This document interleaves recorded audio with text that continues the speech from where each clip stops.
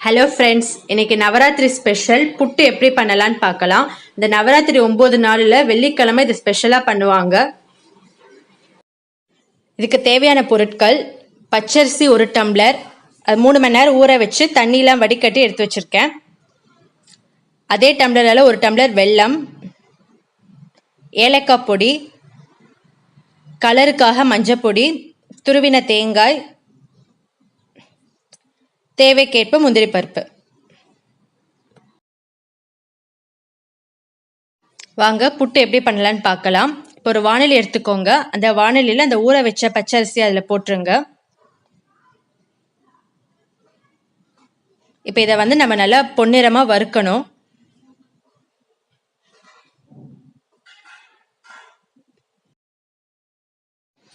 நல்லா அரிசியை வறுத்துக்கோங்க. நல்லா செவக்க கோல்டன் கலரில் வரணும். அப்படி இருந்தால் தான் நல்லா புட்டு பொல பொலன்னு வரும்.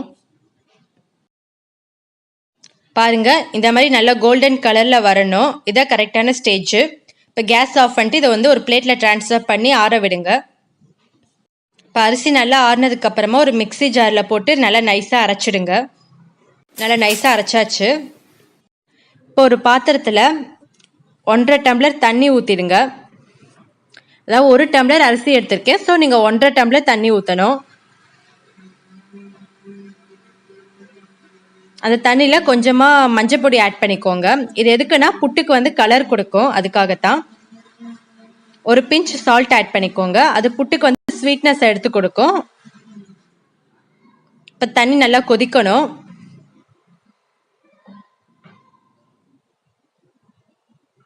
நல்லா தண்ணி கொதிச்சதுக்கு அப்புறமா கேஸ் ஆஃப் பண்ணிடுங்க.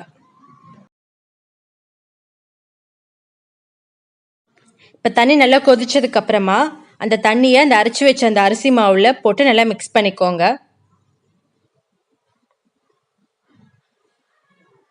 தண்ணியை கொஞ்சம் கொஞ்சமாக ஆட் பண்ணி மிக்ஸ் பண்ணுங்க.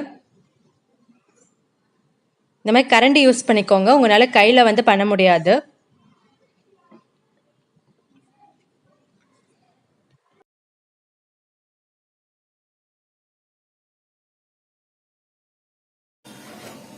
இப்போ அந்த மாவில் அந்த 1.5 டம்ளர் தண்ணியை விட்டு நல்லா மிக்ஸ் பண்ணியாச்சு. கொஞ்சம் சூடு குறைஞ்சதுக்கு அப்புறமா நீங்கள் இந்த மாதிரி கையில் பிசைஞ்சிருங்க. இதெல்லாம் மாவு இல்லாமல் எல்லாம் கிளறிட்டாச்சு. நல்லா எல்லாத்தையும் நல்லா மிக்ஸ் பண்ணி பிசைஞ்சிடுங்க. இப்போ நம்ம வெந்நீர் விட்டனால மாவு இதுலேயே கொஞ்சம் வெந்திருக்கும். பாருங்கள், இந்த மாதிரி கையில் பிடிச்சோம்னா நல்லா பிடிக்க வருது.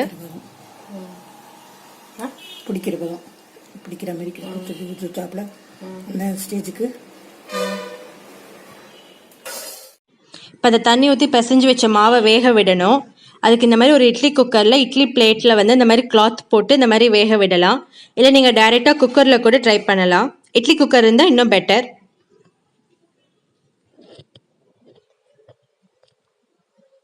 ஜஸ்ட் ஒரு 10 மினிட்ஸ் வேக வச்சா போதும்.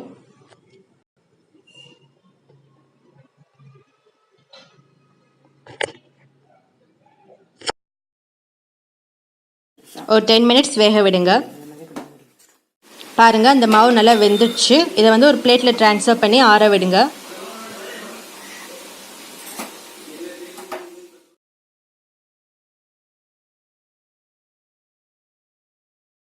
இப்போ அடுத்து வெள்ளைப்பாகு ரெடி பண்ணலாம். ஒரு 1/2 டம்ளர் தண்ணி ஊற்றி அந்த வெள்ளத்தை கரைய விடுங்க. அந்த வெள்ளைப்பாகு ரெடியாகிற டயத்தில் முந்திரி பருப்பையும் தேங்காவையும் வறுத்து எடுத்து வச்சுக்கலாம் தனியாக. ஒரு வாணலியில் நெய் விட்டு முந்திரி பருப்பை வறுத்துக்கோங்க ஃபஸ்ட்டு.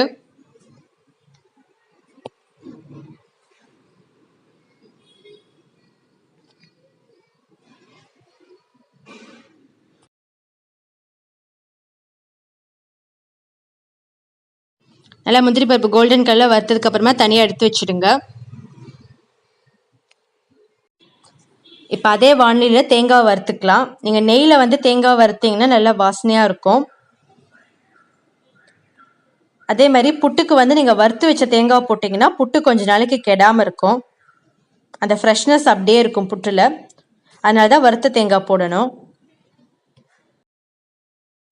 பாருங்கள், வெள்ளை நல்லா கரைஞ்சி கொதிக்க ஆரம்பிச்சிடுச்சு. நல்லா திக்காயிட்டே வருது. இதோட ஸ்டேஜ் எப்படி கண்டுபிடிக்கணும்னா, நல்லா வெள்ளை திக்கானதுக்கப்புறமா இந்த மாதிரி தண்ணியில் விட்டிங்கன்னா இந்த மாதிரி உருட்டுற மாதிரி வரும். இதுதான் கரெக்டான ஸ்டேஜ். இப்போ அந்த வெள்ளைப்பாக்கு கரெக்டான ஸ்டேஜ் வந்ததுக்கப்புறமா இந்த வேக வச்ச அரிசி மாவில் அதை மிக்ஸ் பண்ணிடலாம்.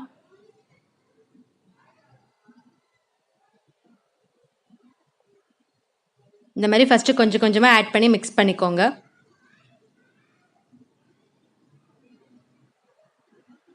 அப்புறம் எல்லா பாகையும் போட்டு மிக்ஸ் பண்ணிடுங்க.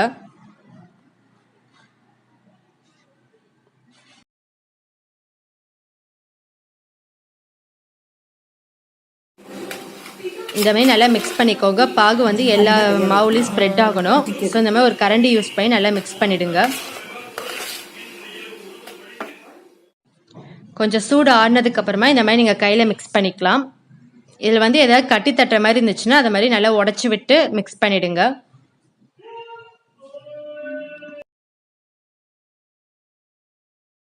அந்த வெள்ளைப்பாக மாவோடு நல்லா மிக்ஸ் பண்ணதுக்கு அப்புறமா 1 டீஸ்பூன் ஏலக்காய் பொடி, முந்திரி பருப்பு அண்ட் லாஸ்ட்டாக வறுத்து வச்ச தேங்காய் எல்லாத்தையும் அதோட சேர்த்து மிக்ஸ் பண்ணிடுங்க.